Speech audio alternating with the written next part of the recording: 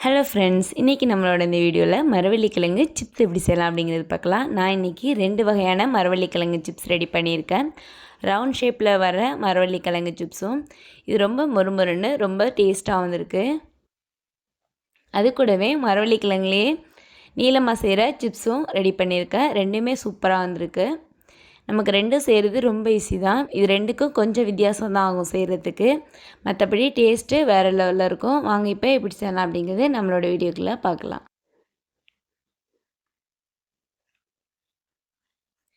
நான் இன்றைக்கி இந்த மரவள்ளிக்கிழங்கு சிப்ஸ் செய்கிறதுக்கு நம்ம தோட்டத்தில் இருக்கிற மரவள்ளிக்கிழங்கே எடுத்து தான் செய்ய போகிறேன். இந்த செடி எனக்கு வச்சு 9 மாதம் ஆகுது.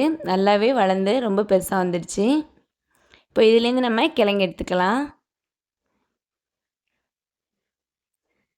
இப்போ கிழங்கு வந்துருச்சு அப்படின்ட்டு ஒரு டைம் செக் பண்ணி பார்த்துட்டு அப்புறம் நம்ம கிழங்கு எடுத்துக்கலாம்.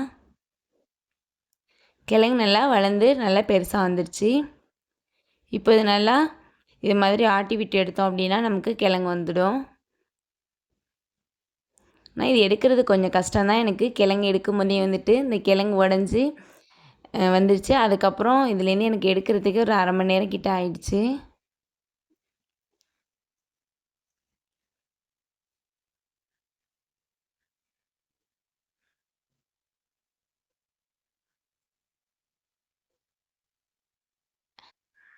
இதனால எனக்கு லாஸ்ட்டாக இவ்வளோ கிழங்கு இந்த 2 செடியிலேருந்து கிடச்சிச்சு.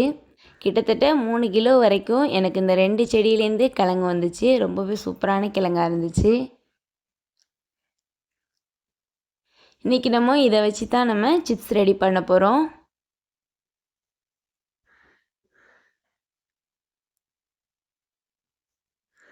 இப்போ கிழங்கு எல்லாத்தையுமே கட் பண்ணி வீட்டுக்கு எடுத்து வந்தாச்சு.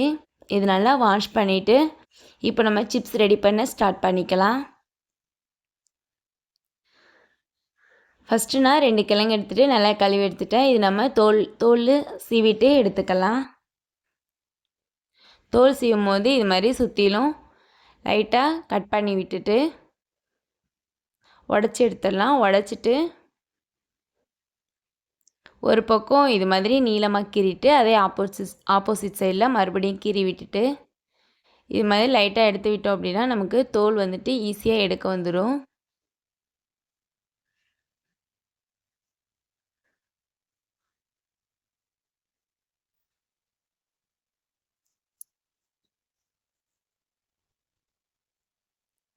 இதே போல் எல்லா கிழங்குலையுமே வந்துட்டு தோல் சீவிட்டு எடுத்துக்கலாம்.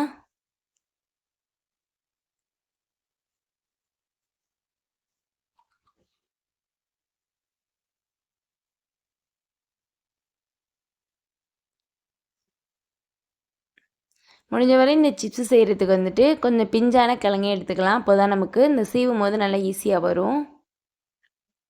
இப்போ கிழங்கெல்லாம் நல்லா வாஷ் பண்ணிவிட்டு எடுத்து வச்சுட்டேன். இப்போ காட்டன் கிளாத் ஒன்று விரிச்சிக்கலாம். ஏன்னா நம்ம கிழங்குல வந்துட்டு ஈரப்பதம் இருக்கும். அதுக்காக காட்டன் கிளாத் ஒன்று விரித்து வச்சுக்கலாம். கிழங்கு சீவுறது எடுத்து வச்சுக்கலாம். இப்போ நம்ம இந்த ரவுண்டாக ஷேப்பு வர்ற இதில் வந்துட்டு நம்ம அந்த கிழங்கு வந்துட்டு சீவி எடுத்துக்கலாம். ரொம்ப கனமாகவும் சீவக்கூடாது, அதே மாதிரி ரொம்ப லேசாகவும் சீவக்கூடாது. நான் இப்போ உங்களுக்கு எடுத்து காட்டுறேன். இது போல் இருக்கணும். இது மாதிரி நமக்கு ரவுண்டாக வரணும் அப்படின்னா கிழங்கு வந்துட்டு கொஞ்சம் பிஞ்சாக இருந்துச்சு அப்படின்னா தான் இது மாதிரி ரவுண்ட் ஷேப்பு நமக்கு நல்லா வரும். கொஞ்சம் உங்களுக்கு முத்திருச்சு அப்படின்னா நீங்கள் சாய்வலை வச்சு நீளமாக கிழங்கு சீவி எடுத்துக்கோங்க. அப்போது உங்களுக்கு அந்த ஒரு ஓவல் ஷேப்பில் வரும். பிஞ்சாக இருந்துச்சு அப்படின்னா இது மாதிரி சீவிக்கோங்க. உங்களுக்கு ரொம்ப முத்திருச்சு அப்படின்னா கிழங்கு வந்துட்டு நீல வாக்கில் வச்சு இது மாதிரி சீவினிங்கன்னா கொஞ்சம் நீளமாக ரவுண்டாக வந்துடும். இதே போல் எல்லாத்தையுமே வந்துட்டு சீவி எடுத்துக்கலாம்.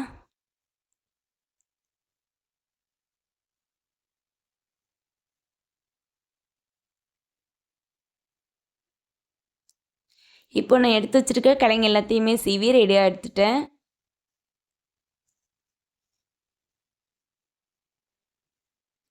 இப்போ இது பிளேட்டுக்கு மாற்றிட்டு ரெடியாக எடுத்து வச்சுக்கலாம்.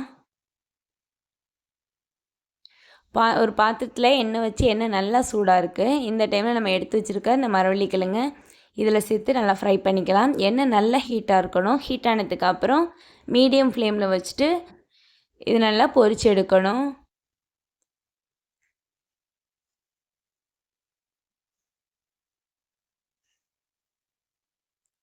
இது மாதிரி நம்ம கிழங்கு வாங்கின உடனே இது மாதிரி ஃப்ரெஷ்ஷாக செஞ்சோம் அப்படின்னா நல்ல ஒரு டேஸ்ட்டு கிடைக்கும்.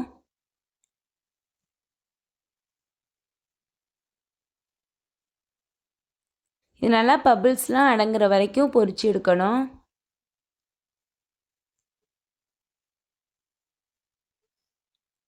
இப்போ நமக்கு ஓரளவுக்கு பபிள்ஸ் எல்லாம் அடங்கிடுச்சு.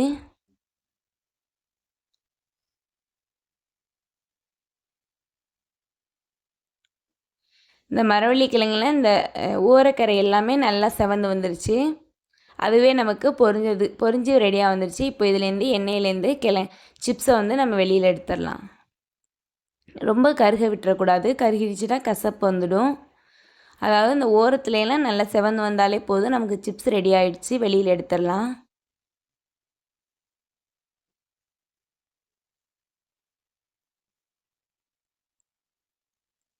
இதே போல் நம்ம எடுத்து வச்சுருக்க எல்லாத்தையுமே சிப்ஸு ஃப்ரை பண்ணி வெளியில் எடுத்துடலாம்.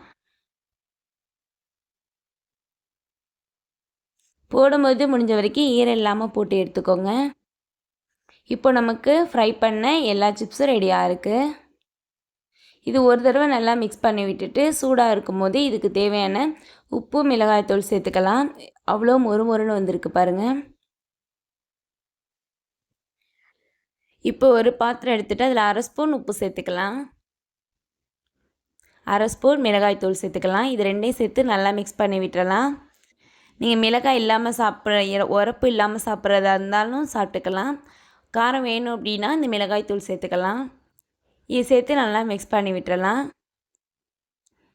ஆனால் சிப்ஸை வந்து ரொம்ப ஆற விட்டுறக்கூடாது. லைட்டான சூடாக இருக்கும் போதே வந்துட்டு நம்ம மிளகாய்த்தூள் உப்பு போட்டு இது மாதிரி மிக்ஸ் பண்ணும்போது அந்த எண்ணெய் சூடு அங்கங்கே நிற்கும். அதோடு சேர்ந்து உப்பு மிளகாய்த்தூளும் அதோடு சேர்ந்து ஒட்டிடும். அப்போது தான் நமக்கு கரெக்டான ஒரு டேஸ்ட் கிடைக்கும்.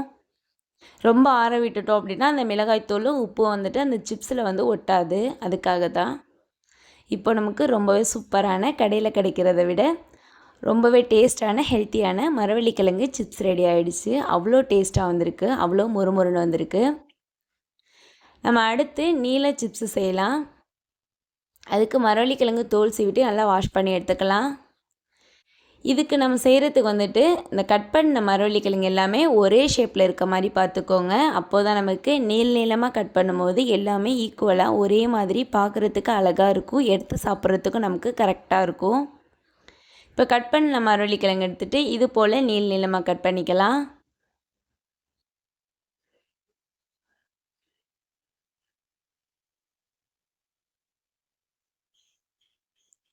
இது போல் நீளமாக கட் பண்ணிடலாம். இது போல் நமக்கு கொஞ்சம் மொத்தமாக இருக்கணும். ரொம்ப லேசாகக்கூடாது. அப்போ தான் நமக்கு கருகாமல் வரும்.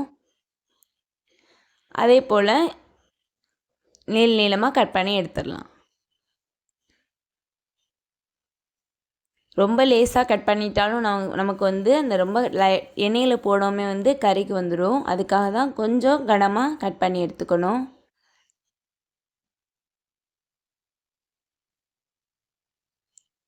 நான் காட்டுற பாருங்கள், இது மாதிரி இருக்கணும். எவ்வளோ அழகாக இருக்குல்ல. இந்த எல்லாமே வந்துட்டு ஒரே ஈக்குவலாக இருக்கணும் நமக்கு. இது போல் எல்லாத்தையுமே வந்துட்டு கட் பண்ணி எடுத்துட்டேன்.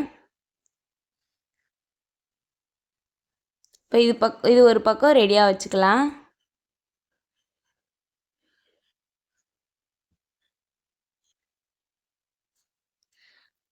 இன்னொரு பக்கம் எனக்கு எண்ணெய் நல்லா சூடாக இருக்குது. இது இப்போ நம்ம எடுத்து வச்சுருக்க இந்த சிப்ஸை மரவள்ளிக்கிழங்கு வந்து அதில் சேர்த்து ஃப்ரை பண்ணி எடுத்துக்கலாம். எண்ணெய் வந்துட்டு நல்லா ஹீட்டாக இருக்கணும். ஹீட் ஆனதுக்கப்புறம் மீடியம் ஃப்ளேமில் வச்சு நம்ம ஃப்ரை பண்ணி எடுக்கணும்.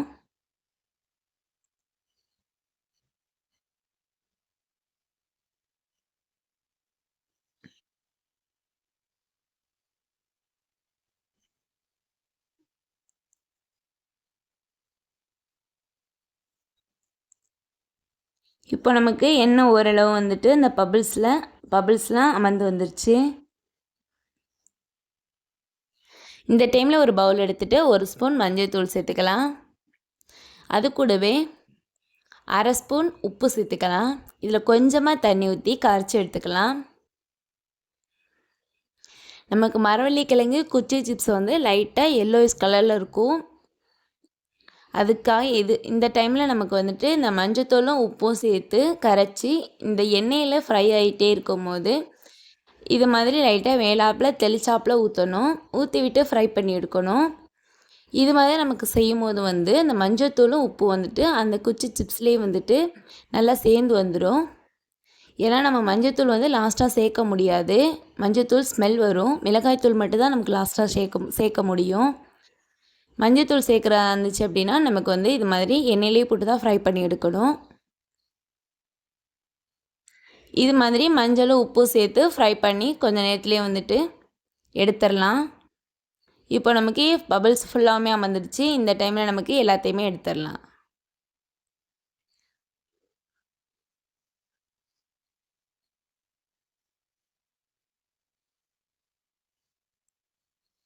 இந்த குச்சி சிப்ஸ் வந்து இன்னும் ரொம்ப நல்ல ஒரு டேஸ்ட்டாக இருக்கும். ஏன்னா நமக்கு அதிலே வந்துட்டு உப்பு சேர்த்துருக்கிறதுனால கடித்து சாப்பிடும்போது அவ்வளோ ஒரு டேஸ்ட்டாக இருக்கும்.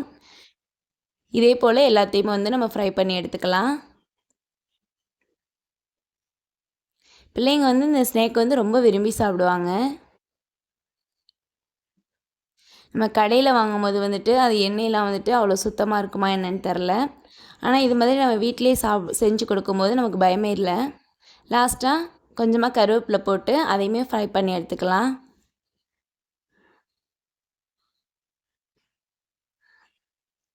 இப்போ இந்த கருவேப்பிலையுமே இது கூட சேர்த்துக்கலாம்.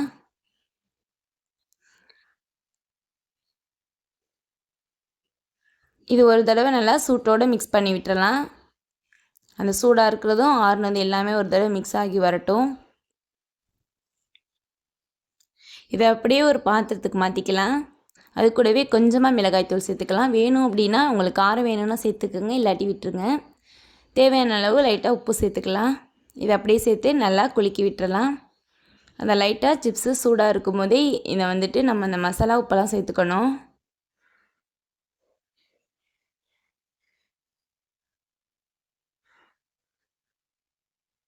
ரொம்பவே சூப்பரான மரவள்ளிக்கிழங்கு குச்சி சிப்ஸு ரெடி ஆகிடுச்சு. அவ்வளோ சூப்பராக வந்திருக்கு. நான் உங்களுக்கு இப்போ இதை உடச்சி காட்டுறேன். அவ்வளோ கிறிஸ்பியாக அவ்வளோ அழகாக இருக்குது. பார்க்கும்போது அவ்வளோ அழகாக இருக்குது. நமக்கு 2 சிப்ஸுமே அவ்வளோ ஈஸியாக ரெடி ஆகிடுச்சு. இது செய்கிறது ரொம்ப ஈஸி தான். கண்டிப்பாக நீங்களும் ட்ரை பண்ணி பாருங்கள். இந்த வீடியோ உங்களுக்கு யூஸ்ஃபுல்லாக இருக்கும்னு நினைக்கிறேன். அப்படியே யூஸ்ஃபுல்லாக இருந்துச்சுன்னா மறக்காமல் லைக் பண்ணுங்கள், சப்ஸ்கிரைப் பண்ணுங்கள். உங்களோட ஃப்ரெண்ட்ஸ் அண்ட் ஃபேமிலி மெம்பர்ஸ்க்கும் ஷேர் பண்ணுங்கள். அடுத்த வீடியோவில் இன்னும் ஒரு சூப்பரான ரெசிபியோடு உங்களை நான் மீட் பண்ணுறேன். தேங்க்யூ, பாய்.